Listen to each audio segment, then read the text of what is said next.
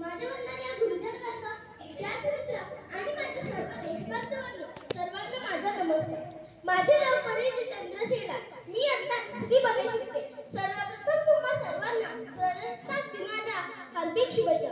होय, आज 26 जानेवारी म्हणजे भारताचा प्रजासत्ताक दिवस. उत्सव हा भारतीय लोकशाहीचा, स्वतंत्र, समता, बंधुता, न्याय ही तत्त्वे जगवण्याचा उत्सव हा भारतातील प्रत्येक नागरिकांचा, माझा, तुमचा आणि आपल्या सर्वांचा.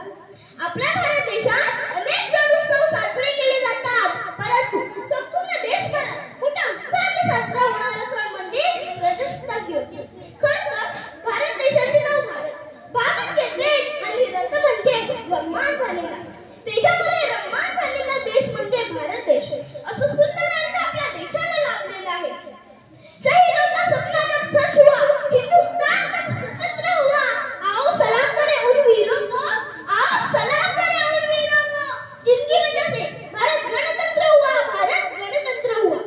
15 ऑगस्ट 1947 रोजी आपला भारत देश इंग्रजांच्या गुलामगिरीतून मुक्त झाला.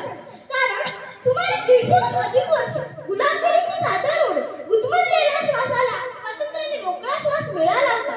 परंतु आपल्या देशाकडे स्वतःचे संविधान नव्हते. म्हणून डॉक्टर बाबासाहेब आंबेडकरांच्या अध्यक्षतेखाली एक मसुदा समितीची स्थापना करण्यात आली. आपल्या भारत देशाला स्वतंत्र व प्रजासत्ताक करण्यासाठी अनेक महापुरुषांनी, अनेक क्रांतिकारकांनी आपले प्राण पणाला लावले. अनेकांनी बलिदान दिले. त्यापैकी एक भारतीय राज्यघटनेचे शिल्पकार डॉक्टर बाबासाहेब आंबेडकर. अहो, त्यांच्याबद्दल बोलावं तेवढं कमीच. डॉक्टर बाबासाहेब आंबेडकरांनी आपल्या राष्ट्रप्रेरणेने, परिश्रमाने पावाचा अर्धा तुकडा पाण्यात बुडवून खाऊन अर्धवट उपाशी राहून 2 वर्ष 11 महिने 18 दिवसात त्यांनी भारतीय संविधानाची निर्मिती केली. आणि 26 जानेवारी 1950 रोजी आपण प्रजासत्ताक झालो. हा इतिहास सर्वांना माहीत असणे गरजेचे आहे. म्हणून म्हणते, बहुजनांचा तो तलवार होऊन गेला, बहुजनांचा तो तलवार होऊन गेला, अन्यायाविरुद्ध प्रहार होऊन गेला. होता तो एक गरीबच, पण या जगाचा कोहिनूर होऊन गेला, या जगाचा कोहिनूर होऊन गेला. जग खूप रडवीत होते त्याला, जग खूप रडवीत होते त्याला, पण तोच या जगाला घडवून गेला. अहो, या लोकांना कळत कसं नाही, वर्गाच्या बाहेर बसून सुद्धा तो या भारताचं संविधान देऊन गेला, तो या भारताचं संविधान देऊन गेला. बहुजन क्रांतिकारक छत्रपती शिवाजी महाराजांनी स्वराज्य रक्षणासाठी हाती तलवार घेतली. ही काळाची गरज होती.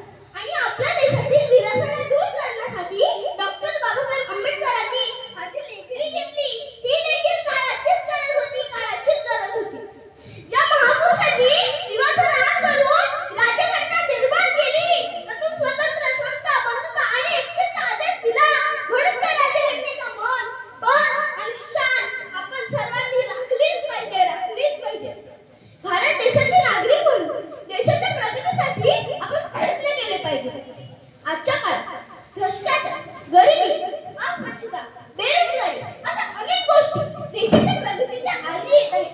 आणि आपल्याला ही प्रगती साधायची असेल तर माझी, तुमची, आपल्या सर्वांची नैतिक जबाबदारी आहे की आपल्या वाट्याला जे तचकारे येईल ते आपण प्रामाणिकपणे करू. अशी प्रतिज्ञा, असा संकल्प जरी आपण आजच्या या दिवशी केला तर खऱ्या अर्थाने हा प्रजासत्ताक दिवस लोकशाहीच्या उत्कर्षाचा दिवस म्हणता येईल.